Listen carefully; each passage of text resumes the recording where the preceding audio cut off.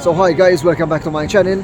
Today I'm in the center of Osaka, I'm in Dotonbori. I'll be going around the center of Osaka and checking out the main spots here in the city. Today the weather is good, the sun is out, it's quite a busy day, it's quite packed with people, so yeah, I'll be trying to get around the area, the main area here in Dotonbori and Osaka, and check out basically the main spots. As you can see behind me guys, this is one of the most famous icons of Osaka. It's basically the Glico Man running sign, and it attracts large amounts of crowds, and it's one of the main symbols of Osaka basically. I'll be also checking out other areas here in Osaka and moving down to Dotonbori, and also later heading down to the Osaka Tower, which is on the other side of the city. Of course, Osaka also has a main river, so yeah, the river in Osaka, the main canal here, offers a variety of boat trips and boat rides. So if you're ever here in the center of Osaka, you can just hop onto a boat and enjoy basically Osaka from a different point of view. Guys, look at that statue over there. It's really cool. I think that's really cool over there. Yeah, Osaka also has one of the biggest stores here of Don Quixote stores, discount stores. It offers tax-free shopping, and also a good place where you can just buy some souvenirs or some photography or tech gear, because basically the prices are cheaper at Don Quixote. So this is Don Quixote. It's one of the most iconic buildings also here in Osaka. It's basically a massive discount store which offers everything from basically food products to toiletries to skincare, tech gear, mobile phones, fridges, whatever, you name it, Don Quixote has it.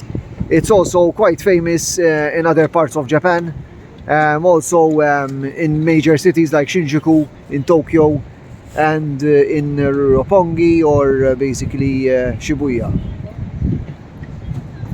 However, it's really good that you have one of the major stores here in the center of Osaka near Dotonbori, and if you're interested in buying or shopping, I guess this is the place for you guys to go to.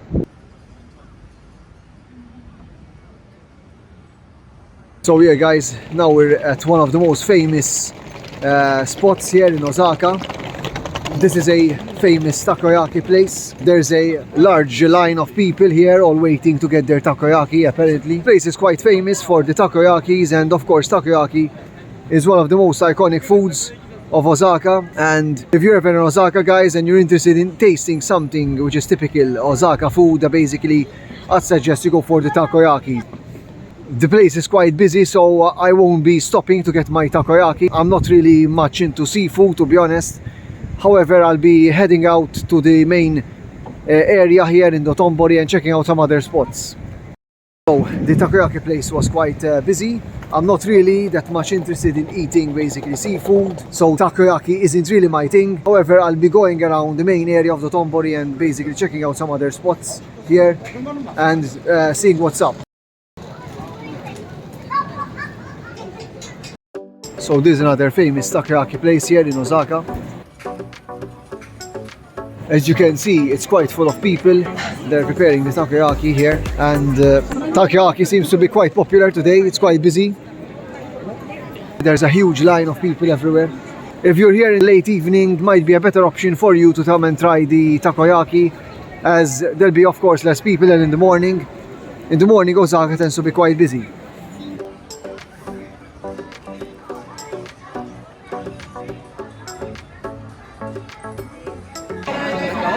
Here we have Little Osaka, which is basically a omiyage souvenir market. We have a famous clown here of Osaka. This place is famous for getting like your souvenirs and stuff. So yeah, if you want some souvenirs which are iconic of Osaka, I suggest you come to this place. It has of course more things which are related to Osaka, and this famous iconic clown, which is also a symbol of Osaka.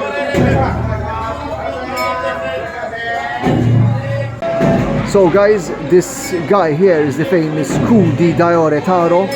He is a symbolic clown or circus character in Osaka, and yeah, this store is actually quite famous for their iconic souvenirs. As you can see, the souvenirs have the iconic coup d'etat guy on the souvenir. You also have coins, keychains, etc. stuff with this guy basically.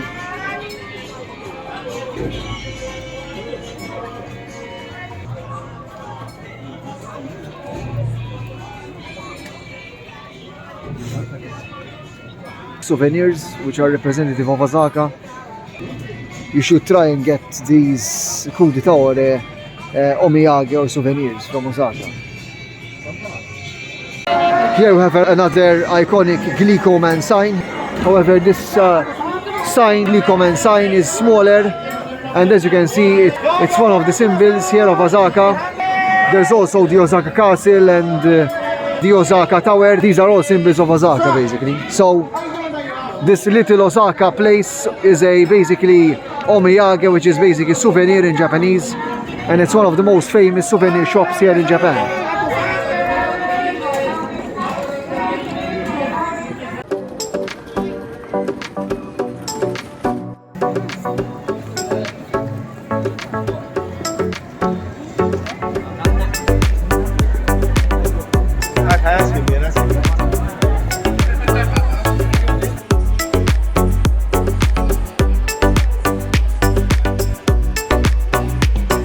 So this behind me, guys, is the famous Dotonbori, which is basically a very long shopping arcade. It's around 2.5 kilometers, it stretches around 2.5 kilometers, and yeah, it's basically a lot of shops. You have a lot of cafes, shops, places where to eat, hang out. Of course, it's also quite a famous spot here in Osaka, and it can take you quite some time to actually walk along the Dotonbori stretch. It's quite cool because it connects the northern part of Osaka to the southern part of Osaka, and it's quite interesting as you get to see quite a lot of different shops and of course try out some various foods within the arcade itself. When you're going around the Dotonbori area, also look at the top, because most floors on the top of the buildings have other restaurants which are hidden, and you actually need to access a lift to get to. So yeah, Dotonbori is one of the main spots here in Osaka. There's quite a lot, as most of the things in Osaka tend to be clustered towards the center.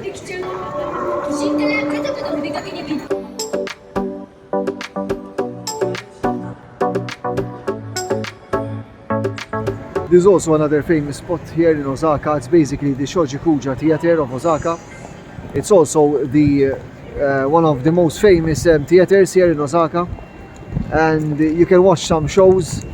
And of course, if you're interested in some traditional Japanese shows, you can come watch them over here. It's actually quite a busy place, as yeah, I mean, there's lines of people everywhere here. Dotonbori is basically the main spot and the main center of the city of Osaka, so yeah, it's gonna get busy. So here, guys, there's another Don Quixote right there. So basically near Dotonbori you have two donkeys, which are basically the discount stores, and on the other side there's a famous Matsumoto Kayoshi, which is a drugstore. It's got some Japanese skincare and face products which you can get at discounted prices. Sometimes you can also get products for around 100 yen, like at discount price. So yeah, I mean, if you're interested in hitting some drugstores here in Japan, Matsumoto Kayoshi is a famous drugstore brand which you can check out when you're in Japan.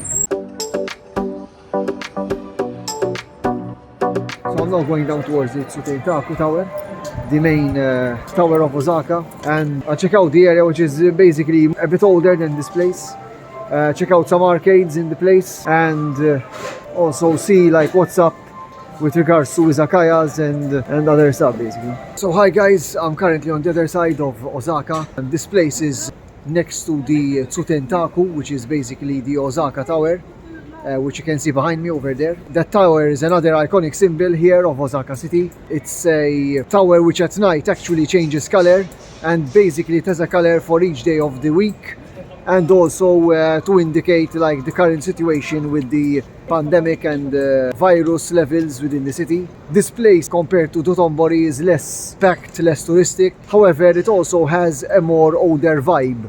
Most of the buildings are older, there's a lot of old arcades in the place. However, you can also get cheap food and cheap meals in this place, and it also attracts the younger generation. This is one of the most interesting places, I think, in Osaka, as it gives you a real sense of the old Japan. It also gives a sense of the old gaming systems that they used to use in the past, where most of the gaming was done on arcade games, and most of the gaming was done within the social setting rather than nowadays where most of the gaming is done online, etc, etc.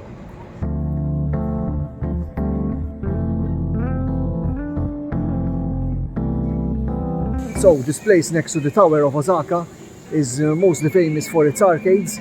You can find a lot of arcade games over here, which are pretty old, and basically I'll be checking out some of the arcades in the area and see basically what's interesting in this place.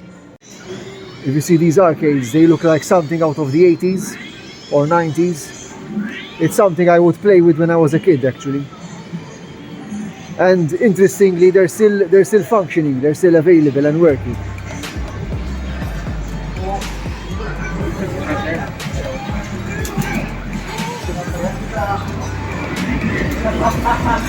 If you're a gamer, guys, you like the game, I mean, Osaka offers you the 90s vibe.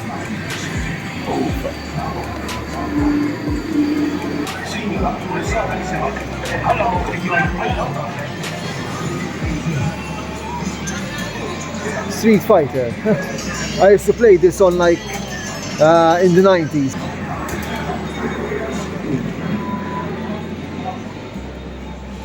Yeah, another thing here in Japan is they like their toys, and there's a lot of these like ball dispensers where you actually just throw in like 400 yen and it gives you like a toy, which in this case, for example, is basically some tools. You can also get some like a food set. Yeah, it's pretty interesting. I mean, this stuff you can get. For example, this is like food. A food set. I found another arcade here. It also has these old arcade games. In this case, it's like Man, which is like a kids' Japanese TV show. It's quite old, this game.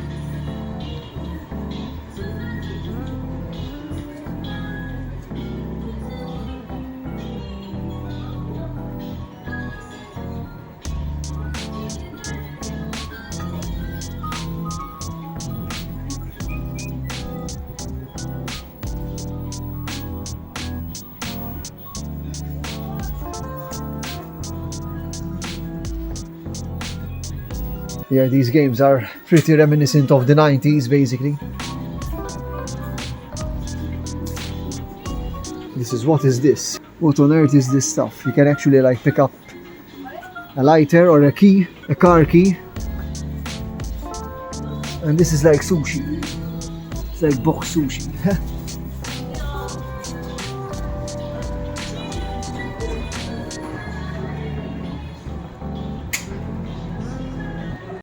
There's also an old market here. It's called the Shinksekai market, which is a old arcade market which you can find next to the Shinksekai area and next to the Tsutentaku Tower.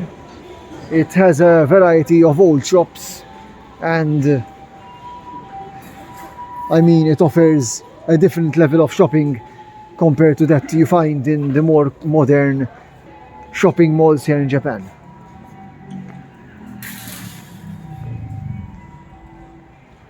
Quite a lot of old clothes my grandma would wear, I think.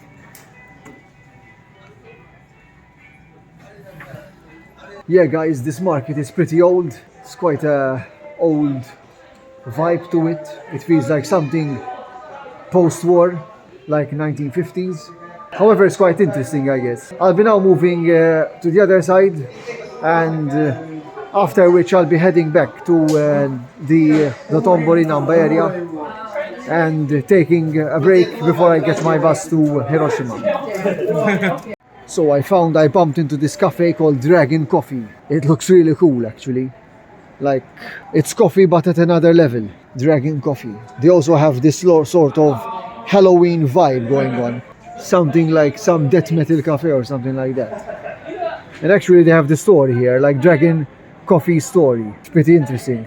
I'm not that fluent yet in all the kanji and Japanese, however, I'll try to take a picture of this and translate it, as it looks quite cool, quite interesting.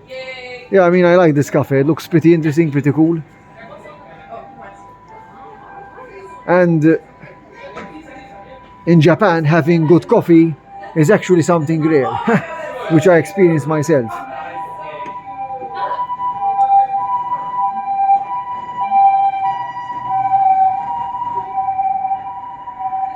Oh, they also have a Buzz Light here with coffee beans. Oh, nice.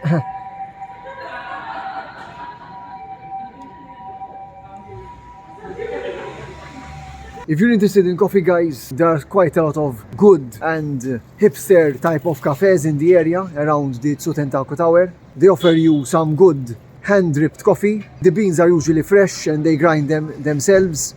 And it's better than, of course, drinking your coffee from either 7-Eleven or McDonald's. It's not an espresso, however, it's quite strong, and it also has a good taste and aroma. So if you're into coffee, guys, I suggest coming to the area next to the Tsutentaku in Osaka and trying out some interesting cafes they have around in the area.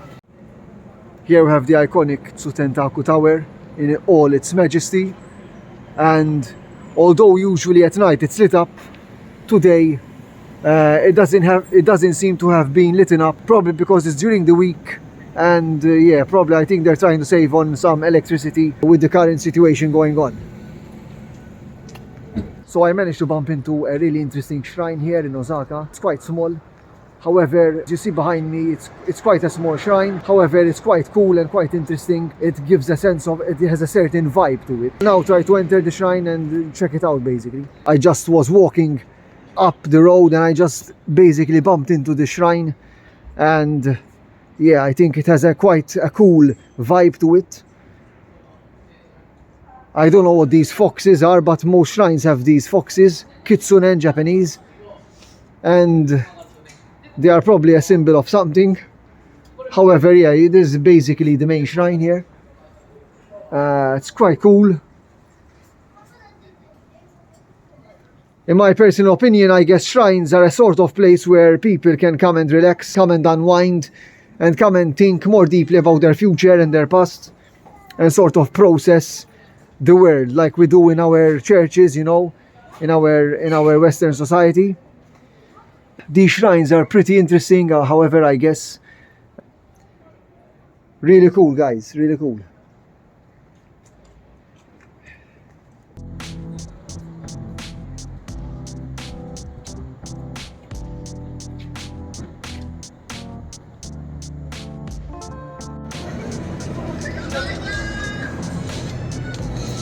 So basically I'm finally back in Dotonbori after walking nearly all over the center of Osaka.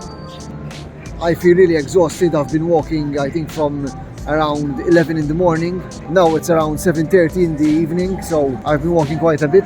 Dotonbori at night looks pretty damn cool. As you can see, guys, everything is lit up basically here. And of course, this is why Dotonbori is so iconic with tourists basically.